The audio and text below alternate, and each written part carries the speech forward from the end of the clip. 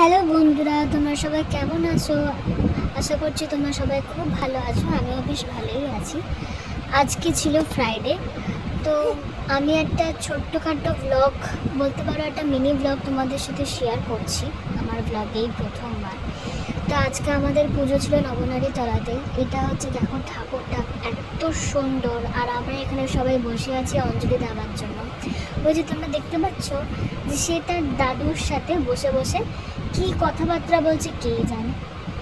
তো যেহেতু mother's day 12th নিয়ে আসতে চলেছে, মা আর ছেলে, এই পিকচারটা তো খুব ইম্পর্টেন্ট।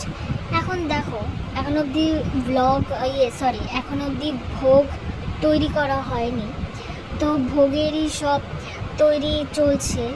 আর এই যে তোমার এই মন্দিরটা তোমাকে আমি দেখালাম, কত সুন্দর মন্দির। এখানে দেখো কৃষ্ণের যতগুলো অবতার আছে সব এখানে দেখিয়েছে। এই জিনিসগুলো এই মন্দিরটার ভেতরেই আছে। মানে এত সুন্দর মন্দিরটা, এই মন্দিরটা সাঁতরাগাছিতেই আছে। তোমরা যদি এখানে আসতে চাও আসতে পারো। এখানকার এই মন্দিরটা খুব ফেমাস, নবনারী তলা। তো আজকে প্রথম পুজো শুরু হচ্ছে, আর প্রথম পুজো আমরা দিচ্ছি। তো আমি খুবই হ্যাপি তার জন্য।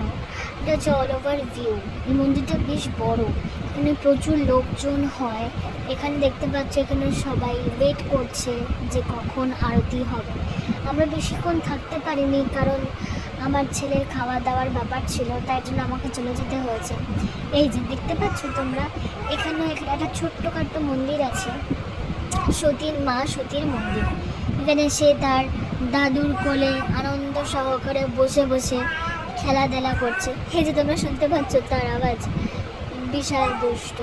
তো এরকম ছোট্টখাট্ট ব্লগ যদি তোমরা দেখতে চাও আমার ব্লগে, তাহলে তোমরা নিশ্চয়ই জানিও। এই যে আমি আরেকবার তোমাদের সাথে শেয়ার করে দিলাম পিকচার। তো আজকের জন্য টাটা, বাই বাই।